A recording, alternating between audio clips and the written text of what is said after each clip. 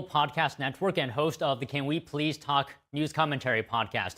And we have Tony Kinnett, national correspondent for the Daily Signal and host of the Tony Kinnett Cast radio show and podcast. So first of all, good afternoon to you both. Tony, I'll start with you this time. The First Lady issuing a statement regarding the protests. She says she's against the violence. If you protest, protest in peace. We need to unify in these times. What is your reaction? I mean, I certainly appreciate the sentiment, and good afternoon to you both. I'm sorry. I'll be that individual to say that I never really take a lot of stock in statements made by first ladies of the United States. No offense to them. They're not an elected position.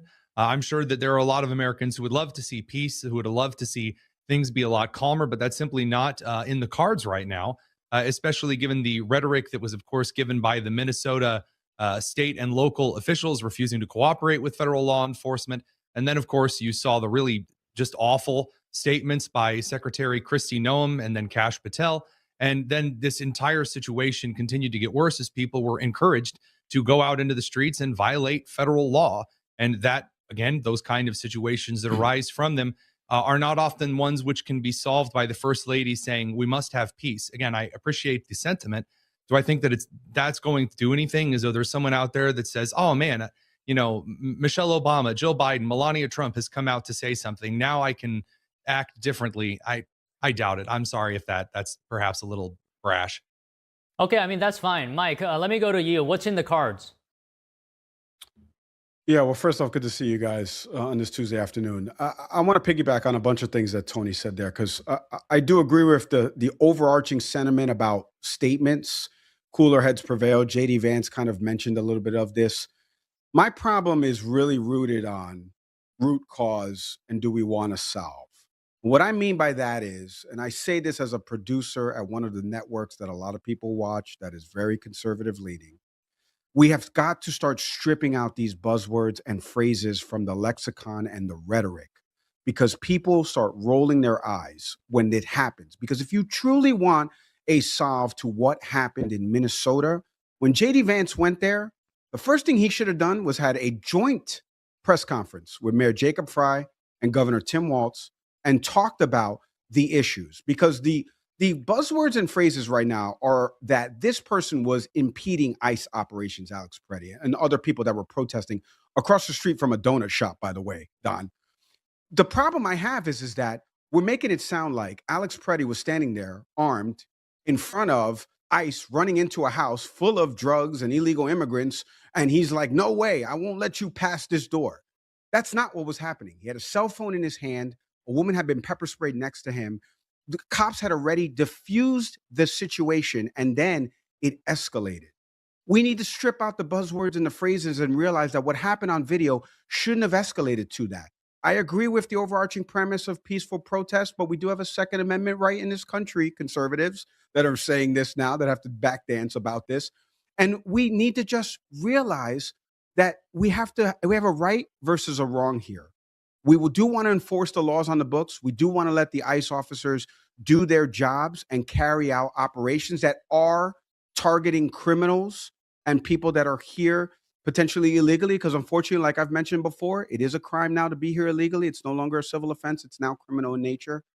But there's also the people that enforce the laws have to follow the laws. And what happened to Alex Preddy shouldn't have happened. What happened to Renee Good shouldn't have happened, because there was escalations involved in all of these. And we need to figure out how to de-escalate it. That only starts from the top. Leadership stems from the top.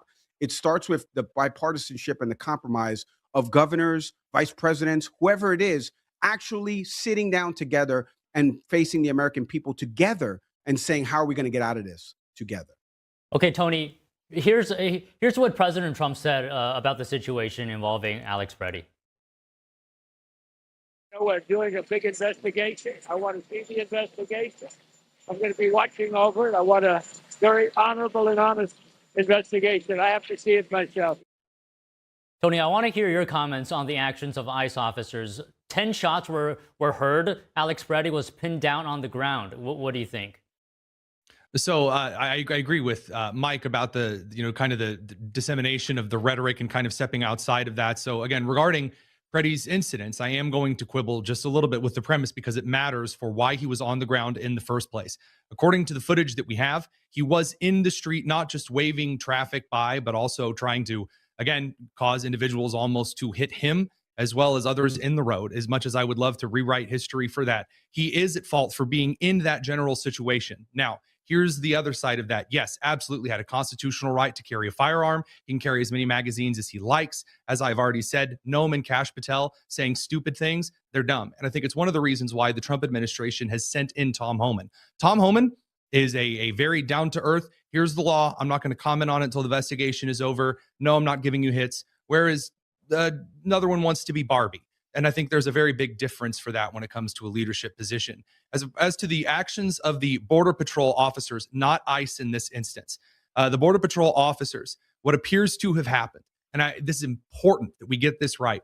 When he was on the ground, when he was pushed to the ground, the first shot of pepper spray over his head missed. The second shot got him right in the face. He's on the ground. He's struggling. We don't know if that's because he's obviously in pain because of the pepper spray or he's trying to get away from ICE officers. We do not know. Hence why an investigation is important, including the footage on his phone. Number two, when the gun was found in his waistband, it was clear one of the Border Patrol agents shouted gun.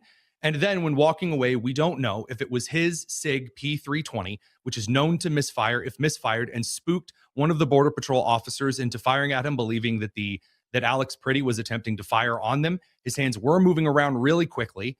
That is a horrible, terrible, bizarre, awful accident. But as to there should never have been a situation in the first place, I agree with that to a degree. But the issue is that when people have been encouraged to go obstruct law enforcement, that term does matter here, when they've been encouraged to Kool-Aid man their way between an arrest and the officer making the arrest, you do put yourself in considerable risk and danger. And pretending that's never going to result in a death, I think, is disingenuous. That doesn't mean we want the deaths to happen. That doesn't mean that we want to see individuals who make that gamble and then find out that sometimes the Darwin Award is received. And this is one of the reasons why it's very crucial to limit the amount of individuals trying to interfere with these things. But pretending that this is something that we can just fully Monday morning quarterback, I don't think is possible. Mike, your response, and why do you think Trump is sending in border czar Tom Homan? Why now? Why not earlier? Well, I will say one thing, that I do appreciate the president kind of, distancing himself for Secretary Noam's ridiculous comments about this, or anybody else, Caroline Leavitt. The doubling and tripling down from this administration when on video a man is killed after being pepper sprayed and already being subdued, regardless of the context of him standing there with a cell phone and yelling loudly, that doesn't warrant a man being shot 10 times. I'm sorry. We all see the video. I can't pretend to unsee what I saw on videotape. I understand what Tony means about context matters in all of this. This is a man who is an ICU VA nurse. He is the one who is rehabilitating people who come back from defending this country. That's the kind of guy that probably would vote Republican. And here is a man who's just out there exercising his First and Second Amendment rights. It is not your First Amendment right to obstruct traffic. It is not your First Amendment right to do so. But Tony, is that I obstruct traffic right now? Should I be shot 10 times by the police? Is that, come on, that's man. A false binary, and you know it. It's not a false binary. It's exactly what escalated to it, Tony. It's exactly what escalated to it, Tony. If I stand in the middle of the street, no, seriously though, it matters in this context. Yeah. And I'm glad that we're bringing this up, because if I stand in the street, do I deserve to be run over? Should a driver try to miss me if I'm in the street? Well, we would hope that a driver would try to stop or try to miss me, that if I'm jaywalking, God forbid, that someone hits me with a vehicle. But if you violate the law and you get yourself into a situation where he is clearly attempting to move his way out of the way of the officers, that puts him in a dangerous situation. That's not justifying him being shot. That's not saying, oh, well, therefore it was good and he deserved it. Absolutely not. But pretending that when you break the law, that all of a sudden you're like, all right, I'm still afforded all of these extra safeties and guarantees. Yeah. That's not how it works in fast-moving situations. But Tony, the problem is that. But Tony, there's running into the kicker and there's roughing the kicker. Okay. In the NFL, there's those 2 fouls. They look similar, but one's way more egregious. You know that jaywalking, holding a cell phone, and actually directing traffic. By the way, a snowy Correct. He day wasn't just in icy directing. He had no conditions. authority to direct No, traffic. I And understand that, but he was again, shoving his phone in front but of the camera in the car when the people were Tony, driving by as well. Tony, I want you to, I'm being serious for a second. I just want you to take off the conservative hat for a second. You're telling me that a man who's recording and vociferously using the First Amendment within his right, 10 minutes later, No. he's pepper sprayed. And exactly, that's framing. what I'm trying to explain to you. No. I think you're agreeing with It's me. false What I'm framing. trying to explain to you, it's Tony, it's the escalation part of this. These officers on a short training program, which we've done on our show, talked about how they become trained ICE officers now, and the process Border has Patrol been agents in this expedited case, to not 13. ICE. Yes, it's even worse. Even worse. These are people that Minnesota. What am I missing here? The border's the other way. But like what I'm trying to explain to you is Border that Patrol is often called in to assist when ICE has been threatened Tony, or shot. This was done during the Obama administration too. I get that. But Tony, let's take Alex Peretti in isolation. Okay. Why do we have to take it in isolation? Line. Because this is a death that could have been avoided, it's part of because a trend, police, and you know police had already subdued the 2 people that they were pepper spraying. That's what pepper spray is meant for. It's meant as to subdue people. It's deployed to subdue people. They were not fighting police. They couldn't see anything. Once they're subdued, there is no additional reason, as law enforcement officers I've talked to from Virginia to Florida will tell me, there is no reason to escalate that situation. The situation becomes further escalated by the officers on the video. I can't let you rewrite the history of what I saw on video from multiple I'm not rewriting angles. the history. Okay, Tony, we'll get one more Tony. comment from you. Hold on, Tony. We'll get one more comment from you, Tony, and then we'll move on. Okay, go ahead. I absolutely agree that situations do not need to be escalated. This is part of a trend in which federal law enforcement has been consistently and violently attacked throughout their entire time enforcing the law in Minnesota, because state and local authorities would not do the duty and the job that they have, according to the relationship between federal and local governments, that other states have been able to carry out. In this instance, as I've said before, I believe that it was a situation that got out of hand when an officer, in disarming Alex in his constitutional right to carry, then shouted gun. And then we don't know whether the P320 went off by itself or whether the first shot was part of the series. And then the Border Patrol agent, fearing for his life, then started firing.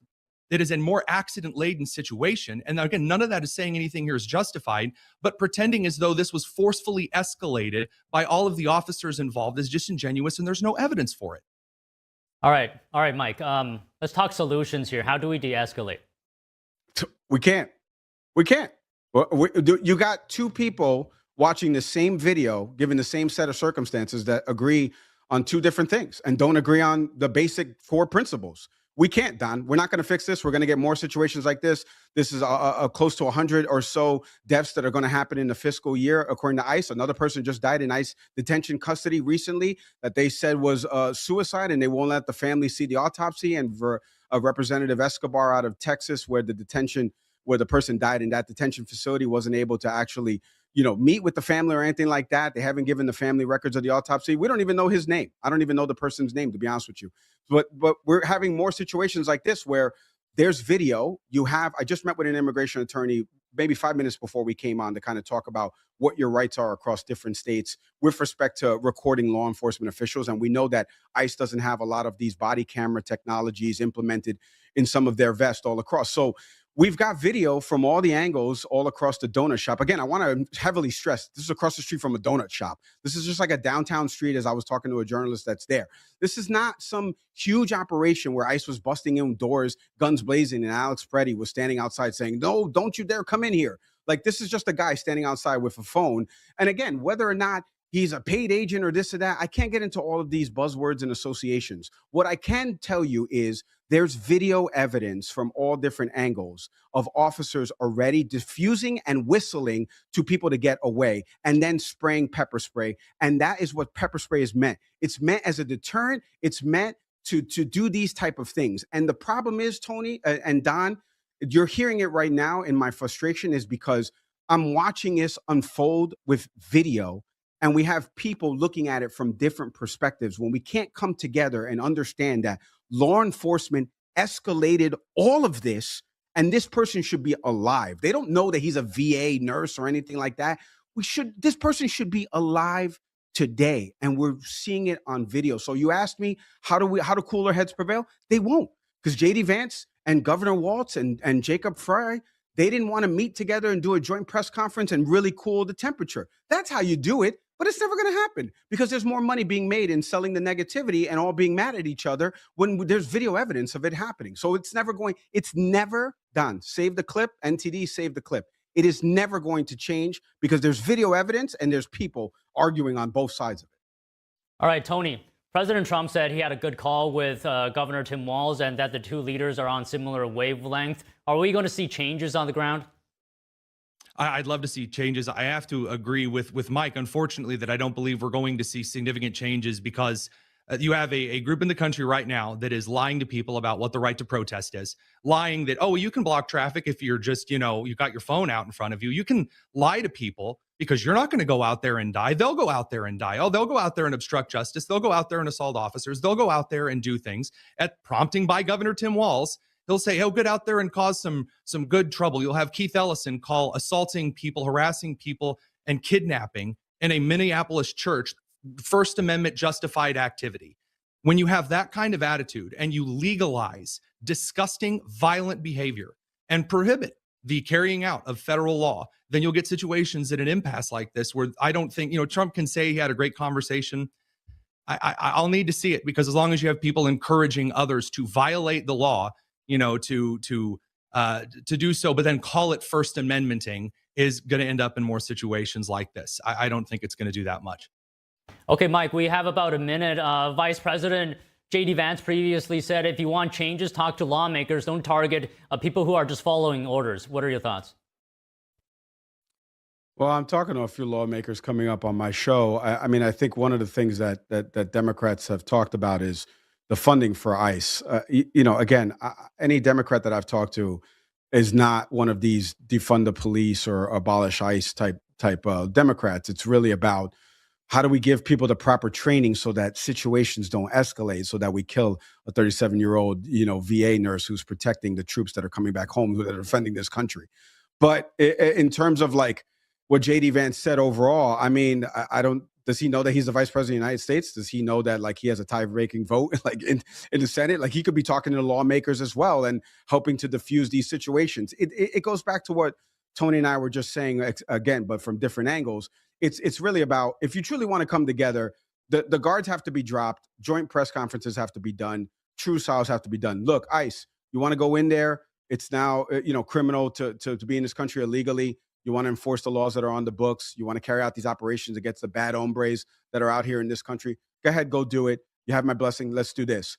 You start killing people, right? And people that are protesting peacefully and legally within their First Amendment rights, and you kill them. Maybe we do an investigation and we see if we could get some charges on folks. But nothing's going to change, Don. All right, we have to leave it there for today. Appreciate the passionate conversation, guys. Always. Thank you, guys. Today, President Trump's heading to Iowa to push his affordability message as Republicans focus on the upcoming 2026 midterms.